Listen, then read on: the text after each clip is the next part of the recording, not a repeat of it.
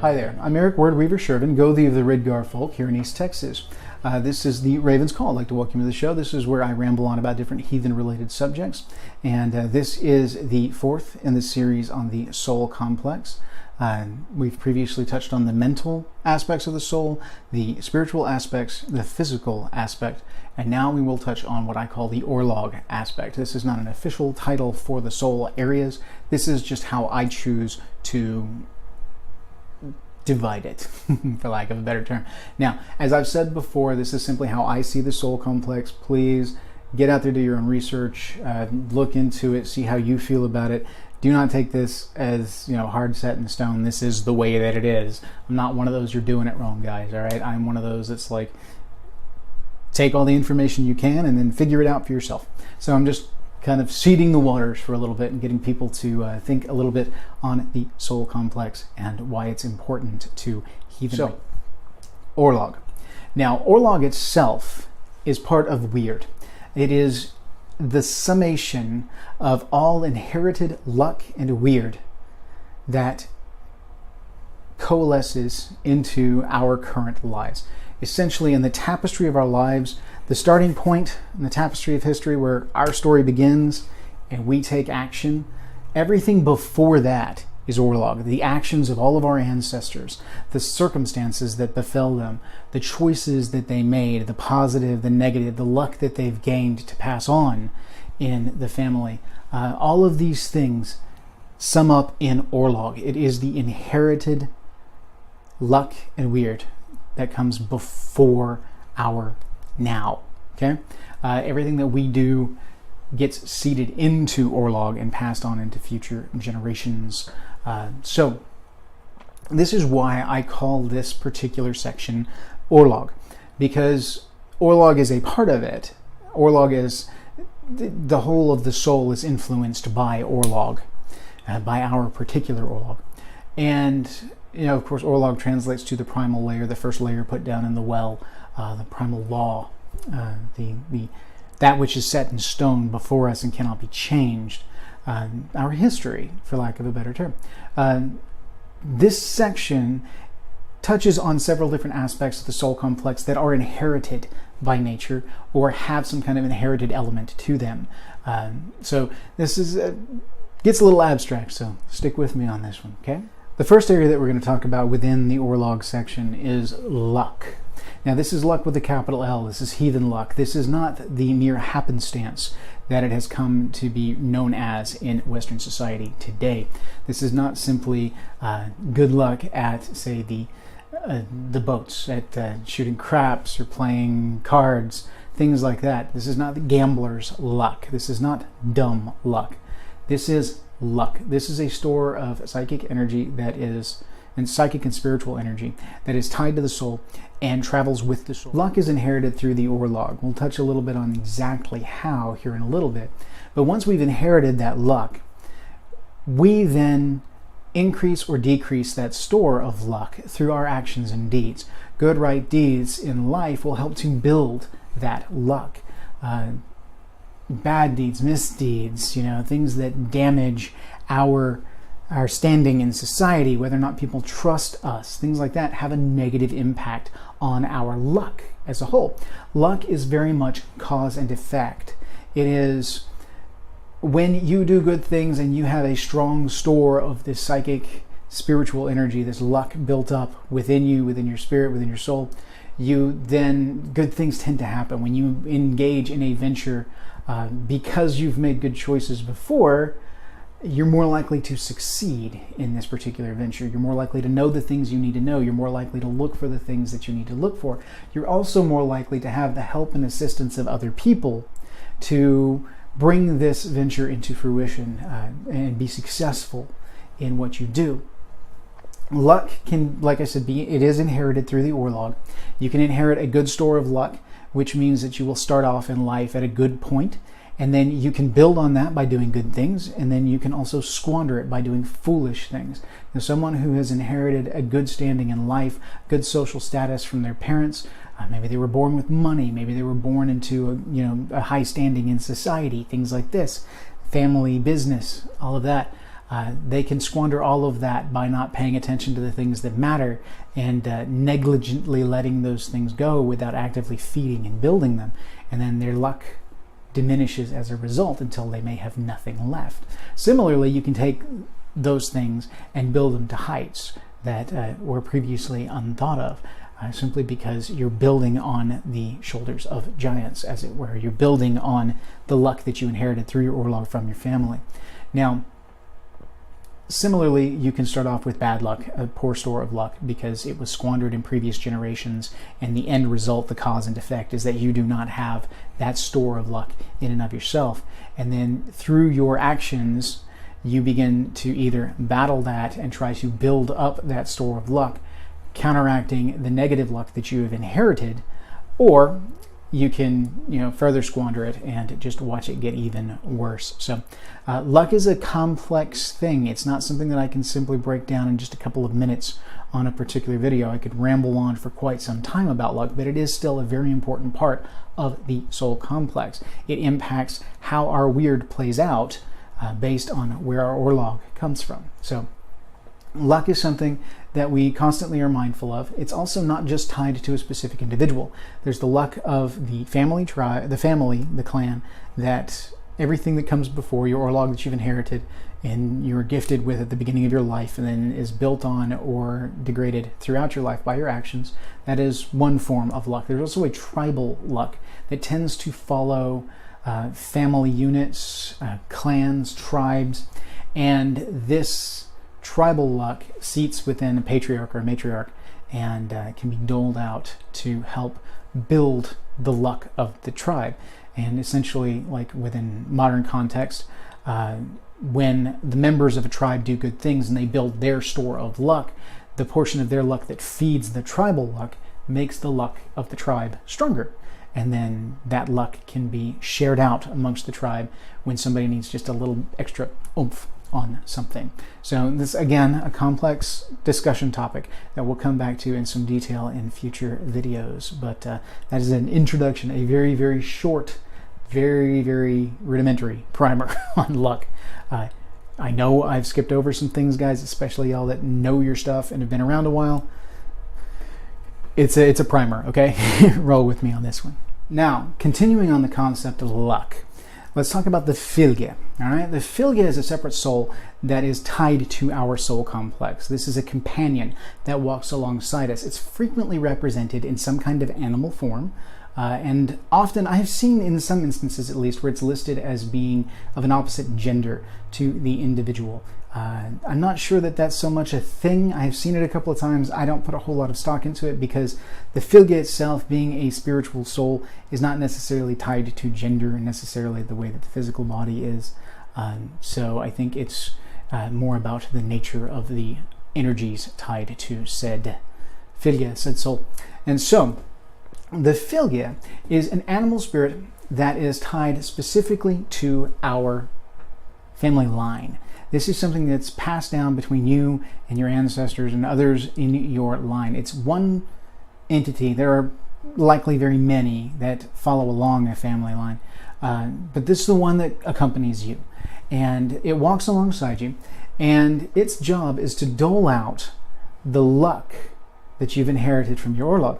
It will feed you luck from the family line, and it will do so based on your actions and your deeds. If you do good things, then of course it feeds out more because you're building a store of luck through your actions and your deeds as well.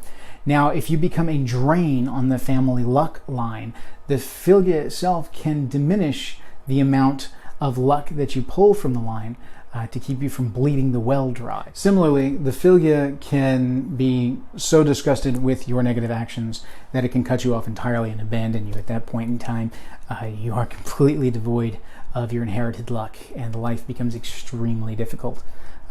Now, as far as seeing one's fylgje, this is something that's referenced in the lore a couple of times, and the gist of what I've seen, in essence, is that the fylgje is visible to us only in moments near death, like a harbinger of the death, kind of like a banshee in Irish mythology. If one sees their fylgje, it means that they see their impending doom. and they will likely die very shortly thereafter. But another turn on that is that it can be seen in the dreamscape when the mind passes over more into the spiritual world and you get visions and things like that. I've known a number of people over the years that have indicated they have met their fylgja in a dream. I myself have met mine once, but only once, and that was when I was a child. It hasn't happened since then. But that fylgja still walks with us, is still a piece of us, and still is a part of our souls. It's a separate entity. It's not necessarily part of our soul, but it's part of the complex, because it's like another tribe member of the soul tribe. It's part of the complex. So this fylgja, this spirit, walks alongside us, doles out our family luck, and records our actions and our deeds. They are our scribe that follows us through life and records our deeds into the Well of Weird, into Ord's Well. And it is through that report that our fylgja gives that our legend lives on after us. So this again is another section that could be built into a video in and of itself, as is just about everything in this particular video. So this is just a very short primer on what the fylgja is and the role that it plays within the soul complex. So get out there, do some research, look into it, and learn a little bit more about it. It's a fascinating aspect of the soul, and one that you will find a lot more written on, varying views on interpretation of both lore and individual experience. So, fylgja. The last part of the Orlog section that I want to discuss is what I call the hamnya. Now, the hamnya is frequently translated as luck. I feel it's an oversimplification. In the research that I've done and in my looking and seeing, the hamnya is the familial luck, that tribal luck that I was referencing to before. There's some individuals that will cross over the hamnya with the fylgja, because the fylgja doles out the luck that you've inherited from the Orlog based on your family line. Now, the hamnya is different, though. The hamnya is something extra, at least how I see it. Other people will contest this, so I get it. All right, I understand there's more than one way to look at this. The way that I see it is that the hamnya is that store of tribal energy that sits with the head of the tribe or head of the clan. Now, it's pretty easy to tell who has the hamnya in the family because they function as the de facto matriarch or patriarch of the clan.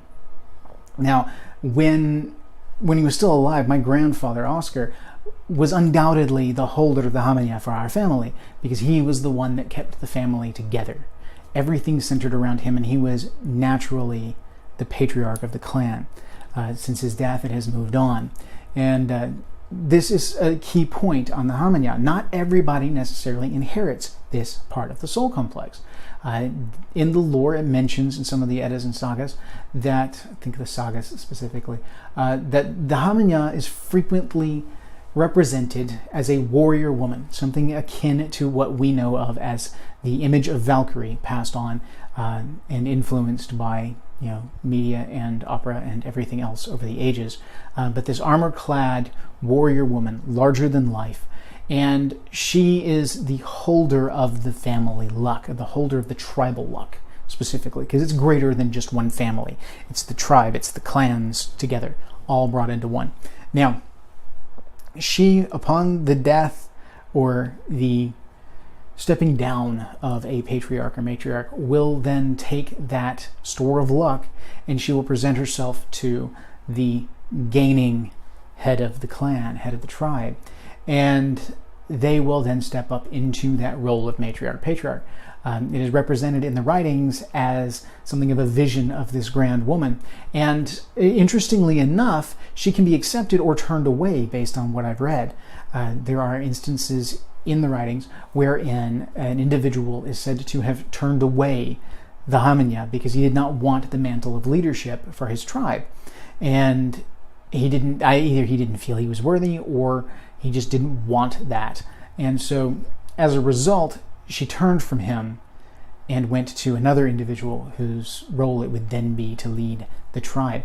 Now, most of us aren't aware of the point in time when a hamnya seats with someone, They naturally rise up to become the leader of said family or some tribe, and it's organic, it's natural. Once the Hamanya seats with them, there's pretty much nothing you can do at that point. As long as they're good and they're true, and the Hamanya continues to see them as worthy, they will rise to that leadership position naturally within the tribe, and they will be the seat of luck for that tribe. They can then dole out portions of that luck to members of the tribe as is fed by the Hamanya. So like within a tribe and within heathen context today, the Hamanya for a tribe would be this spirit that holds the tribal luck together, which is a summation of the luck from all of the different families and clans that comprise this tribe.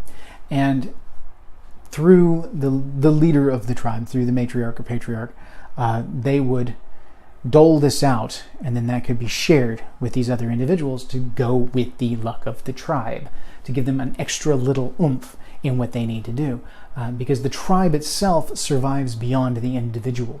The luck of the tribe survives beyond the individual members, the individual people alive in that moment. This is passed on into future generations of the tribe. So as far as whether or not new Hamanya are born or created or latch onto new tribes as they are formed, that's an interesting conversation point that I'd like to explore in future, because I definitely see tribal luck building around these modern heathen tribes that are growing and developing both here in America and overseas. And so it's interesting to me to see this and to see these stores of luck build and grow and begin. In future generations, I think that we will see Hamanya carrying this luck on future.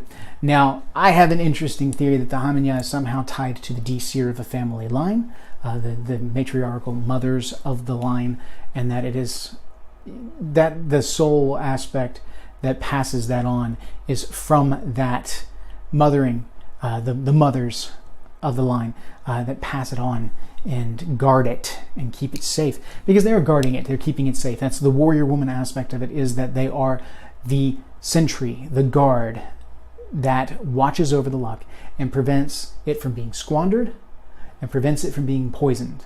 So a leader who is not right by their clan, by their tribe, by their people, can be abandoned by the Hamanya, and the Hamanya can take on with someone else who will then rise up to the leadership position. The individual who has been abandoned will frequently then fall away, be dethroned, etc., etc., etc. So that's the Hamanya. Again, very brief primer. There's a whole lot more to it than what I can sum up in this little video, but I could do an entire video in and of itself on the Hamanya. So, in conclusion, this sums up the Orlog aspect of the soul complex. This is the final and fourth video of the soul complex.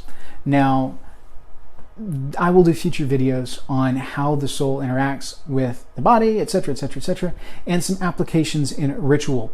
I want these to be out there for a little bit and for people to think on them and whatnot, digest them a bit before I start throwing out things that are a bit more abstract and out there, but I am driven by these ideas and I want to share them with the world and see if you guys like them, if you want to, conversation pieces. So, stay tuned in future videos and we'll see where this goes. I'm very excited about having completed this particular line of projects. This was a lot of prep work, and the soul complex is not a simple thing to try and boil down into a series of videos.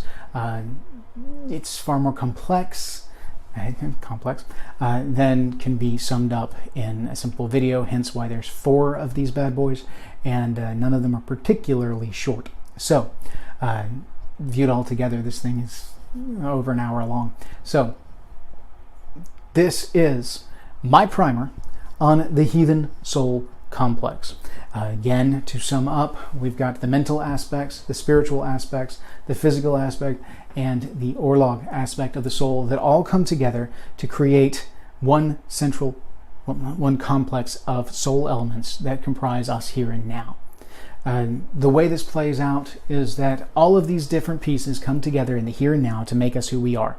Beyond this point, when we die and these soul elements fall away, even if these soul elements are then reused in future humans, it's not the exact combination that make us here and now. We are the only time in all of time that all of these elements are together exactly as they are now. With the Orlog that we've inherited, with the weird that we're feeding in, the choices that we make. This is us now. So it's extremely important that we talk about the soul, that we talk about how the soul interacts on a ritual level, how it interacts on a physical level. Soul health is important just as is physical health, because the two are one and the same. So we have to talk about these things if we want to be that hashtag happy, healthy, whole heathen. If you want balance in your life, you need to balance the elements of your soul. And one of the great things I see about tribe is that individuals within a tribe will have differing areas of the soul that they're more gifted in, that they have stronger elements in. Somebody may have a strong fera, which makes them great with the land, makes them great with animals, etc., etc., etc., while somebody else may have a wonderful mind and be able to bring the full bear of research and insight and all of that together. And as a whole, the luck built by these individuals and all of these different soul elements feed the tribe itself, and the tribe then grows stronger and stronger. And so the more we bring to bear and the more tightly knit the souls within a tribe are, the stronger that tribe will be in the long run. So, like I said, I can ramble on for quite some time about these specific subjects. We're going to go ahead and draw it to a close here. I thank you for your time. I thank you for watching this particular run of videos. I plan to do more projects like this in the future, but this is the big one for now. I'm going to go back after this to some of my more little one-off kind of hits and discuss those with people and let those come out to you guys and see what you guys think. If you enjoy these videos, if you enjoy the other videos in my channel, please subscribe to the channel. Hit the little bell, ding the bell. That's going to give you the updates, the notifications, so you'll never miss a video that comes out. YouTube is not going to put everything I put into your subscription feed, particularly a small little channel like myself. We tend to get lost in the algorithm. So hit the bell if you want to keep up to date on everything. You can follow me on Facebook at Word-Weaver Productions. It's Word-Weaver Productions, Word-Weaver Productions. It's an open group on Facebook. I let everybody in. We talk about all kinds of different things on there. It's where I put out my videos. That's where we talk about different things. I get your insights. We get some conversations going. It's also a wonderful networking tool so that you guys can talk to each other in your different regions, talk about grassroots heathenry in your area, what you can do, maybe meet some people in your area that you didn't know were there, but you can find because they're watching the channel. So check that out, join the group, and join in the conversation. You can follow me on Twitter. I'm really bad at Twitter, but I got one nonetheless. It's E_Sjerven, SJERVEN. You can also email me at esjerven@gmail.com. If you got any questions or you want any feedback or just want to share your story. I love to read these things. I love to correspond with you guys. So hit it up. Let's see. Share these videos out. Let other people see them. Get them around, and build that viewer base. Like I said before in the videos, we're at about 109. That may have changed by the time this video goes live. At a week-to-week basis. This one video stream is about a month's worth of videos all rolled into one. So we're gonna see where this goes, see what the community builds. I love hearing from you guys. I love getting your feedback. This is a great thing, and I love that y'all are watching the videos and giving me the feedback and letting me know how much you enjoy it. So thank you guys. Hail. Have a good one.